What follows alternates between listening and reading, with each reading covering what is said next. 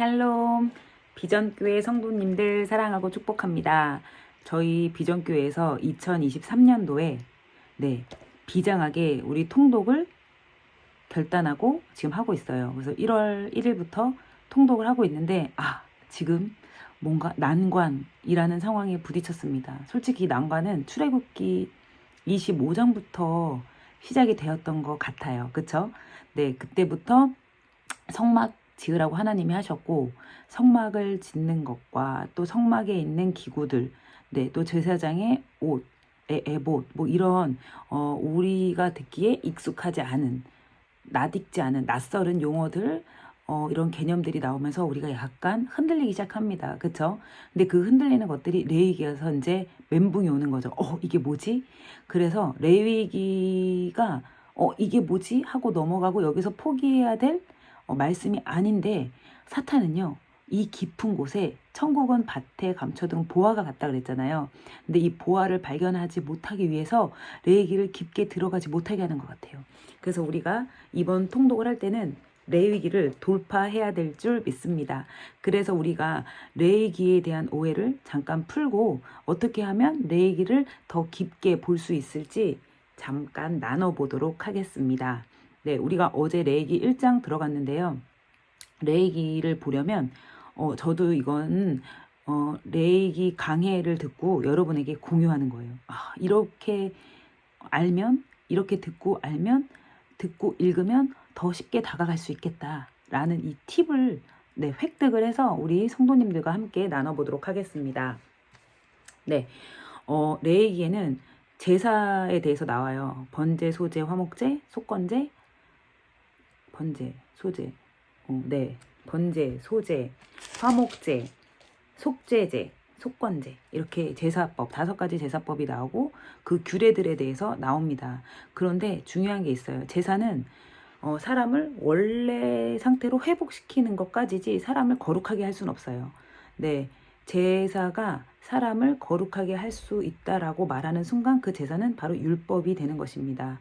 그래서 제사는 우리가 원래 상태로 회복시키는 거, 정결한 상태로 회복시키는 것까지는 될 수 있지만 이 제사가 우리를 거룩하게 하지는 못한다는 것입니다.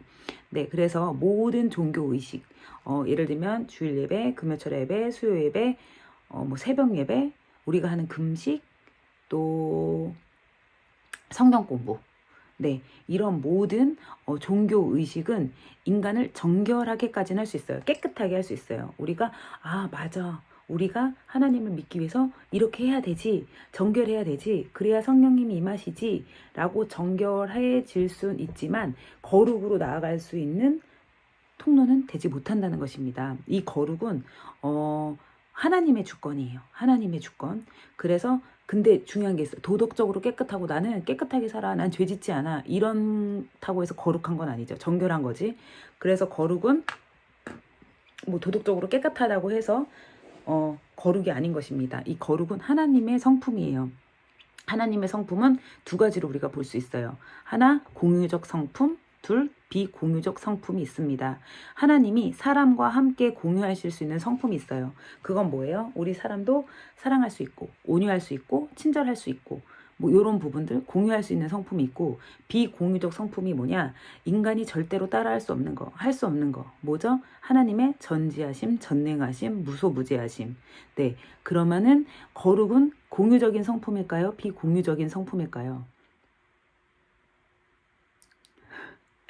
거룩은 비공유적인 성품입니다. 완벽한 하나님의 의와 어둠에 전혀 섞이지 않은 하나님의 영역입니다. 완벽한 찬란함이 바로 거룩이죠. 그런데 이 레위기에서 신기한 게 있어요. 레위기에선 5번이나 이렇게 얘기합니다. 내가 거룩하니 너희도 거룩하라. 하나님의 거룩은 하나님과 사람이 공유할 수 있는 성품이 아닌데 하나님께서 말씀하세요. 내가 거룩하니 너희도 거룩하라. 시간과 공간에 제한된 인간이 어떻게 하나님처럼 거룩해질 수 있을까요?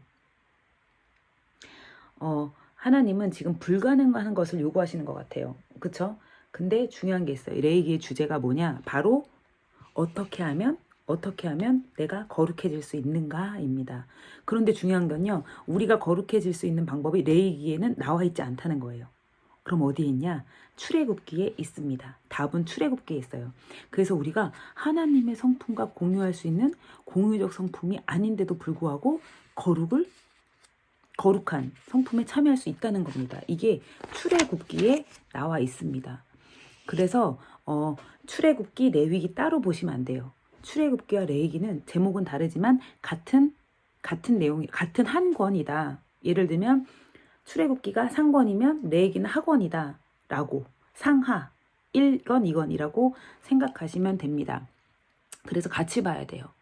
예를 들면 제사장 위임식이 레위기 8장에 나와요. 제사장이 되는 과정, 위임식이 나오는데 그 출애굽기 29장에 그 제사장의 절차가 있는 거죠. 그 절차가 뭐 우리가 읽어보셨죠? 에본 만드는 것부터 그 절차가 출애굽기 29장에 있습니다. 그래서 출애굽기의 가장 큰 오해는 제목이에요. 제목. 가장 중요한 사건이 출애굽은 아닌 거죠. 출애굽의 가장 중요한 사건, 핵심 장은 출애굽기 19장에서부터 24장까지입니다. 출애굽기 19장에서 24장까지는 하나님이 시내산에서 하나님의 백성과 언약을 맺으시는 장면이에요. 모세가 대표해서 나아갔죠. 하나님이 언약을 맺으시는 건데 이 언약을 바로 하나님과의 결혼이라고 생각하시면 됩니다. 그래서 선지서 17권이 이 계속 언약을 회상하실 때마다 하는 단어가 하나님과 맺은 언약은 결혼으로 이해하면 됩니다. 결혼. 그래서 출애굽 이후에 애굽에서 나왔어요. 출애굽한 이후에 출애굽기 19장에서 24장까지 하나님과 결혼, 언약을 맺는 장면입니다. 시내산에서. 그래서 시내산에서 하나님과 언약을 맺는데 이 언약을 맺은 걸 결혼식이라고 해요. 그럼 우리가 결혼식을 올리면 결혼 전과 결혼 후는 분명히 달라요. 그쵸? 결혼 전에 이 남자 저 남자 남자친구 만날 수 있어요. 그쵸? 만날 수 있어요. 그런데 결혼 후에는 만나면 돼요? 안 돼요? 안 되죠. 내가 내 남편하고 결혼했으면 내 남편하고 언약을 맺은 거예요. 그래서 내 남편과 평생을 함께 해야 한다는 약속을 맺은 겁니다. 그런데 이 남자 저 남자 만난 게 결혼 전에 만난 게 죄일까요? 죄가 아닐까요? 응? 여러 남자 만나면 그쵸? 결혼 전에 이렇게 막 했다는 건 죄이기는 하나 법적인 효력이 없는 죄예요. 그쵸? 그렇지만 결혼 후에 이 남자 저 남자 만나는 거 간음죄라고 있죠. 그럼 안 되는 거죠. 그래서 언약은 결혼과도 같아요. 우리가 시내산에서 하나님과 언약을 맺기 전에 하나님은 죄를 열거하실 때 일반적인 죄에 대해서 많이 말씀을 하십니다. 살인죄, 뭐 절도죄 이런 부분, 인간이 살아가면서 짓는 죄들. 그런데 이 시내산에서 결혼과 같은 언약, 하나님과의 언약을 맺은 이후에는 계속해서 이스라엘 백성들에게 언급하시는 죄의 내용이 우상 숭배입니다. 하나님이 아닌 다른 신을 섬기는 거, 바람피는 거. 네, 이거를 말씀하고 계십니다. 그래서 이 결혼의 원리를 가지고 우리가 이 내용을 살펴봐야 돼요. 그래서 출애굽기 19장에서 24장까지는 하나님과 이스라엘 백성, 이제 우리의 결혼하는 언약 관계가 맺어지는 시기인 거죠. 그래서 결혼을 하고 난 이유가 바로 그 이유겠죠. 그러니까 예를 들면 우리가 결혼을 왜 해요?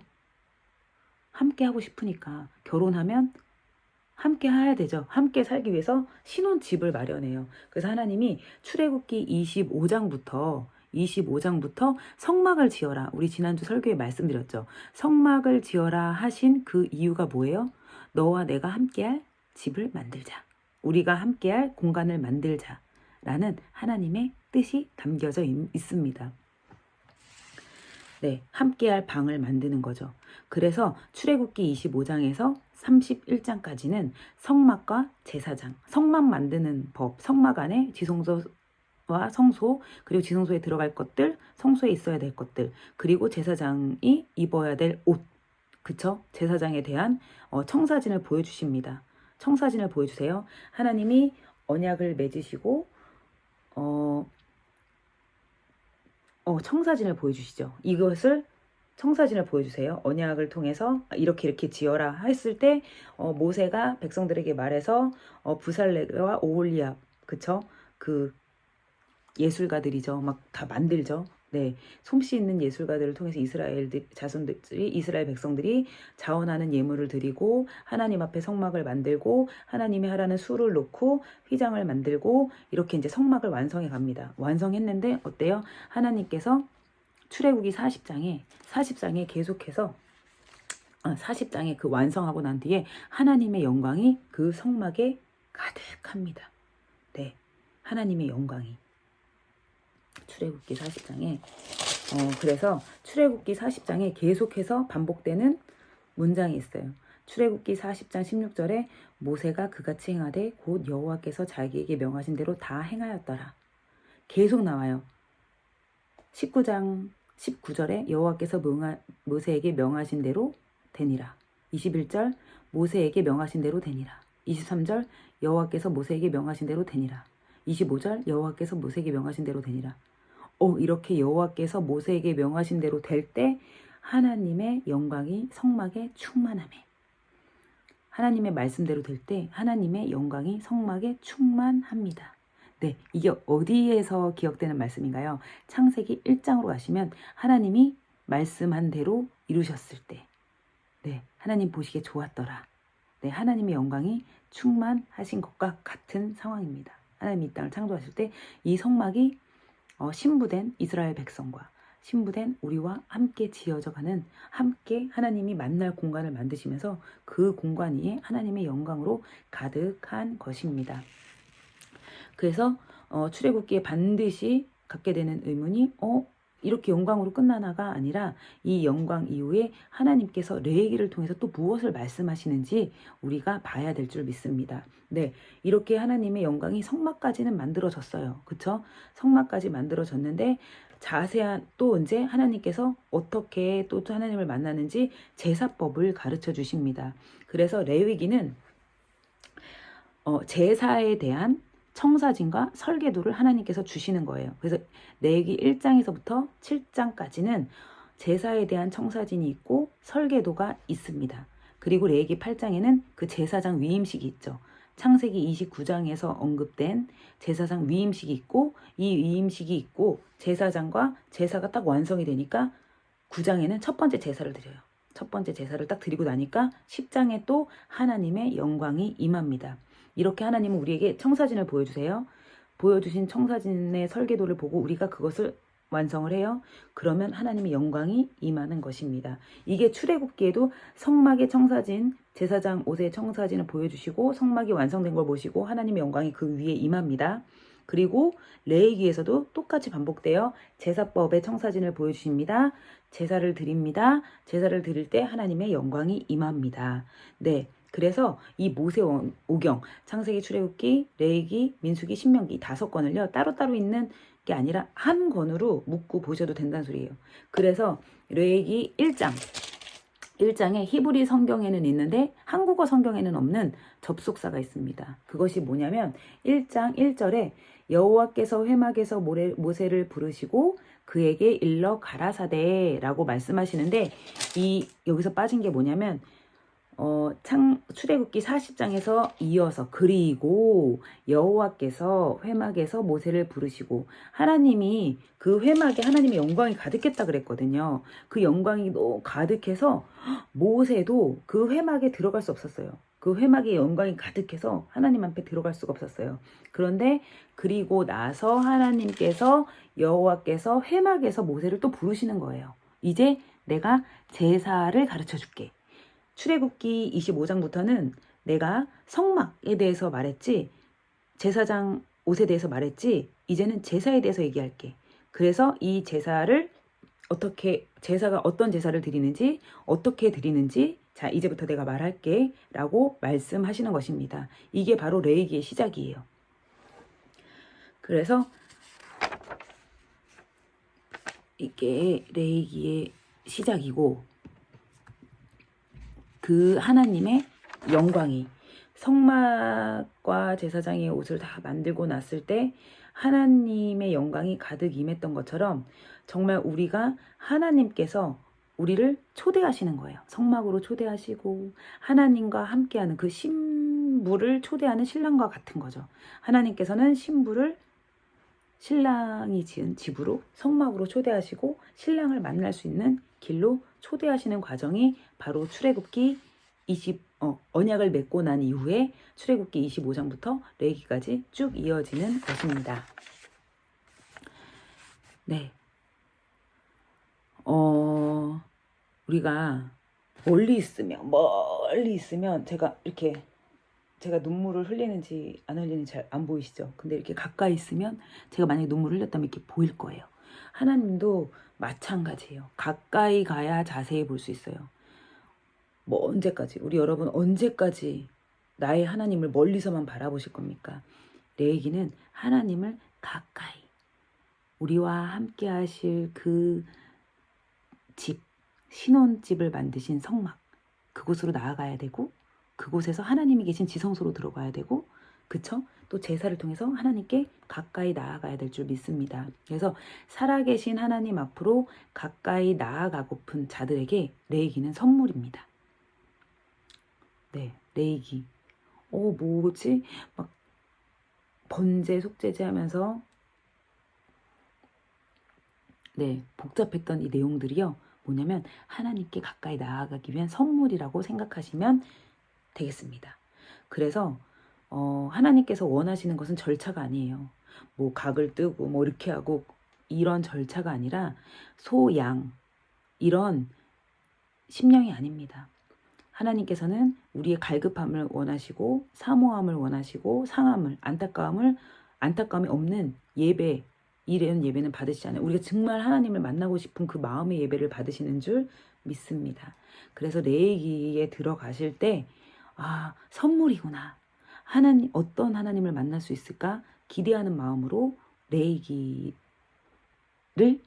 읽으시면 좋겠습니다. 네, 그래서 레위기 1장부터 5가지 제사가 나와요. 5가지 제사가 나오는데 요거 잠깐 끊고 다시 이 제사에 대해서만 말씀드리도록 하겠습니다. 이따 뵐게요.